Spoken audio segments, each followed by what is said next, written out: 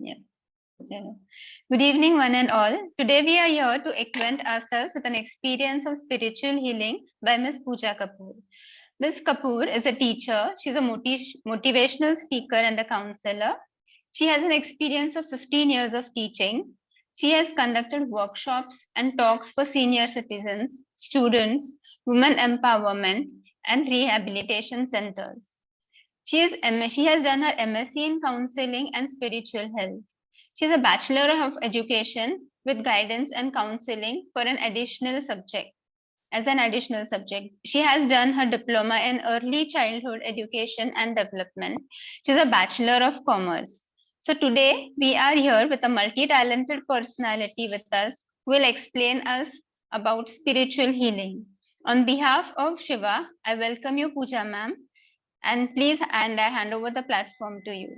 Please take over the screen, ma'am. Thank you so very much, Tejashree ma'am, for the kind introduction. And I'm glad President of organization, Mr. Azim Dana, he has also joined us. So just give me a second. I'll share screen and then I'll start with my presentation. Yeah, sure.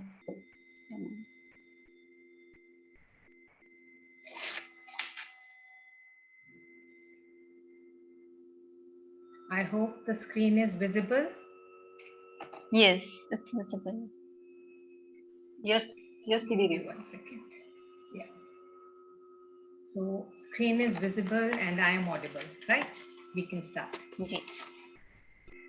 So to start with, our topic is spiritual healing, and we'll try to understand meaning of the term healing. To heal means to become healthy. That means free from disease.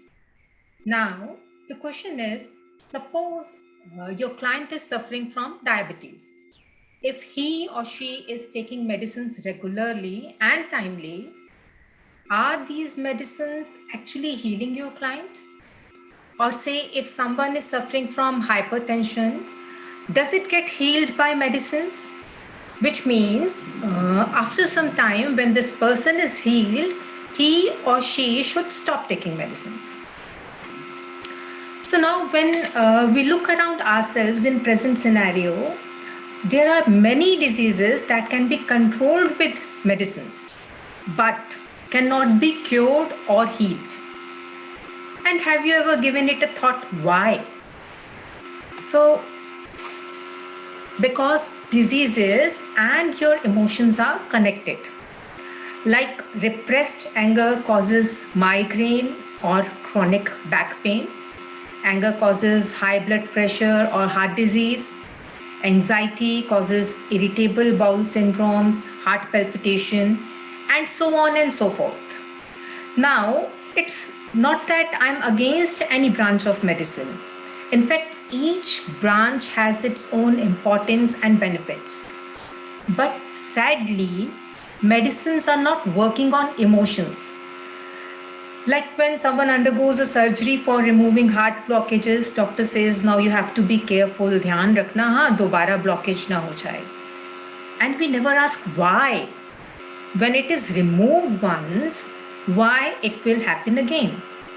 And God forbid, when something like this happens in our friend circle or with any of our relative or family member, at times we even discuss, वो तो दुबला पतला सा है, or he or she is taking very good care of his or her diet, they go for exercise every day, फिर उसको problem क्यों हो गया? Then why this person is having a heart problem or high cholesterol or hypertension? And then we even discuss, उसको stress बहुत है ना, उसको काम का बहुत टेंशन है, or he's really worried about his children and things like that. So here we need to understand that 75 to 90% of diseases are psychosomatic, which means that physical health issues will appear again if thoughts and emotions are not healed. Here I would like to share an information. I have picked this from an article authored by Dr. Helly. It explains the meaning of term psychosomatic. Psych means mind and soma means body. In this article, Dr. Haley states that most diseases, I repeat, most diseases are psychosomatic. That means involving both mind and body. And now, when we have understood that there is mental aspects to every physical disease, this means to heal the physical body, we need to heal the mind. And now the question is, which part of our body is mind? No, mind is not brain. Let us try to understand this with the help of an example. Our skin feels hot or cold touch. If something is hot, it's hot for everyone. Or if something is cold, whosoever touches it will say it's cold. Same is for smells, pleasant smell or foul smell. Or when we see something, a flower is a flower for everyone, and an animal is an animal for everyone. But in the same situation, everyone does not think alike. So in simple terms, we can say mind is thoughts. And if you as a counselor have to heal the body, you have to heal the mind. That is, you have to heal the thoughts of your client. You have to heal those hurts, pains, and emotions which caused diseases. Means, as a counselor, you have to travel down from physical body to mental body. If there is any disease in physical body, it means it started from the mental body. Let us try to understand this with the help of an example. Suppose there are two gentlemen, Mr. A and Mr. B. Now this Mr. A and Mr. B, they are going to their office in their own cars, in their own cities.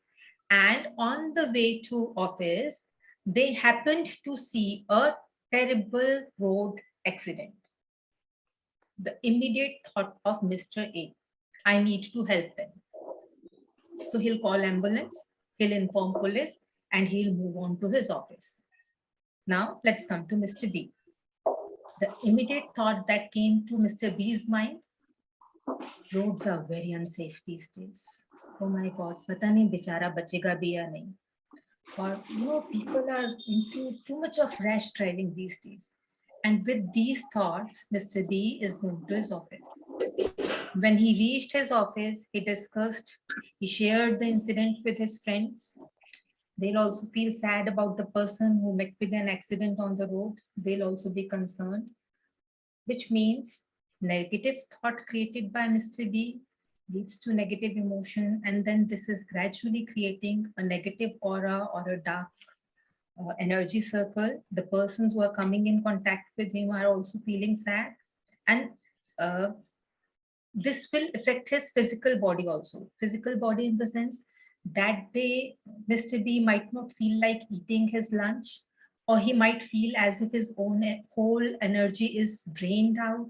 He might feel anxious, might feel stressed. So now let's come back to Mr. A. He called ambulance, he informed police, and he moved on to his office. Now, when he reached his office, he discussed the incident with his colleagues. He informed them that I thought I must help them. By now, I think that person must have reached hospital and police must have informed his family and he must be getting best of treatment. So whosoever will get to know about this incident from Mr. A, that person will also get inspired or motivated to behave in the same manner if they encounter this kind of situation. That means positive thoughts, positive emotions, positive aura or energy body, and hopefully this Mr. A will be a physically healthy person. Now, at this point, I would like to say, even if you are a counselor or you are not a counselor, you must learn and practice spiritual healing if you want to have a stable mind like Mr. A. And if you are a counselor and this Mr. B is your client, So you have to heal the emotions that cause this indigestion or anxiety or stress. And another important thing to be noted here is that the number of thoughts created by Mr. A will be less than the number of thoughts created by Mr. B. You know, when we are thinking positive, we think less. It's like, this is right, this is wrong, and that's it. But when we are thinking negative, we create lots of thoughts. ऐसा हो गया तो वैसा हो जाएगा, वैसा होगा तो वैसा ना हो जाए, वैसा होगा तो फिर क्या करेंगे? And you know, the chain continues. So you can, as a counselor, you have to find out if your client is suffering from any physical problem. You have to just check. You have to go down to the mental level. You have to find out the emotions behind it, and then you have to heal that. And you can heal these emotions through spiritual healing. In general terms, we can say spiritual healings in something like आपके जो emotional wounds हैं उन पर मलहम लगाना. And once these emotions are healed, physical body will gradually and automatically will become healthy. When a person creates negative thoughts, these thoughts leads to negative emotions. And these negative emotions blocks the free flow of spiritual energy in our body. And when these negative thoughts and emotions are created for a long period of time, it creates patches in our energy body. You can see patches over here. These kind of patches are created in our energy body. And these patches blocks the free flow of spiritual energy in our body, which leads to different physical ailments. You know, this spiritual energy, it's also called cosmic energy or divine energy. Let us try to understand how this spiritual energy works, or what this spiritual energy is. When we are not feeling well, or when we are very tired, our family members often tell us, go and sleep for some time and then you'll feel better.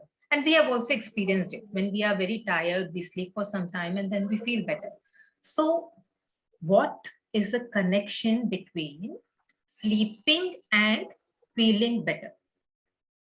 When we sleep, the speed of our thoughts decreases, and lesser the number of thoughts, better is the flow of spiritual energy in our body.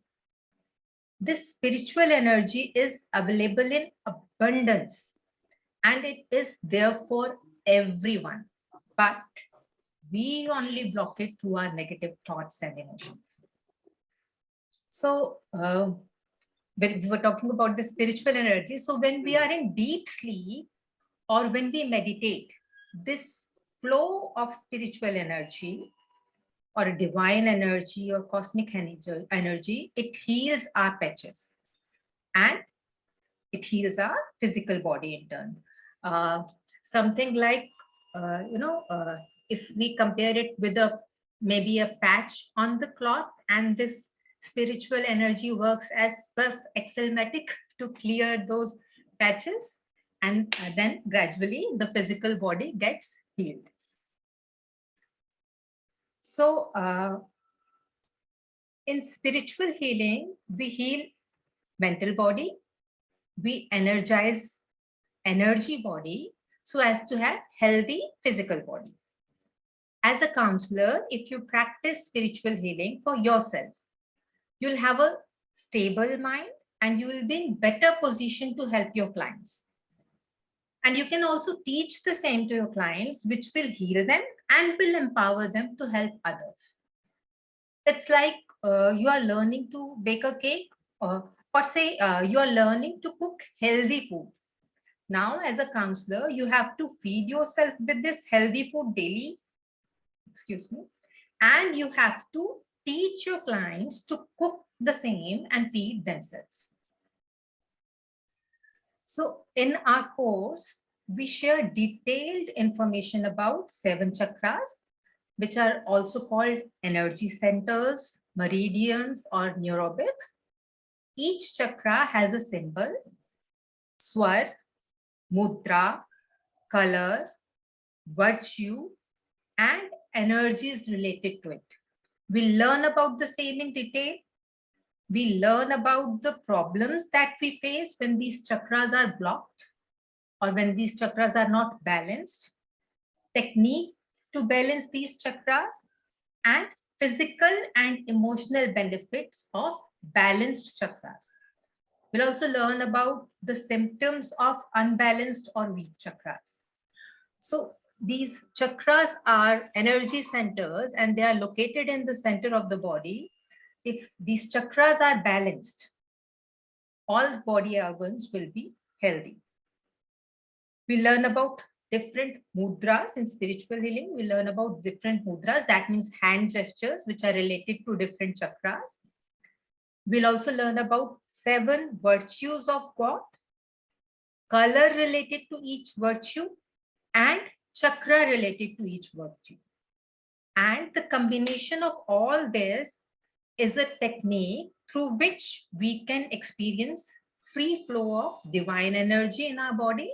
This divine energy is also called spiritual energy or cosmic energy.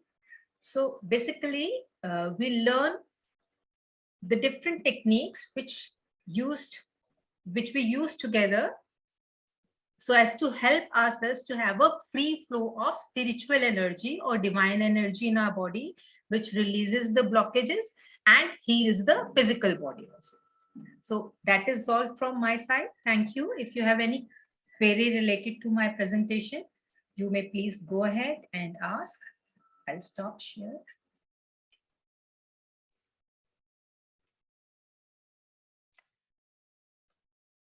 Thank you, Pooja ma'am. Thank you. Thanks a lot. Any queries from the participants? The participants who are participating, do you have any questions to ask to Pooja ma'am?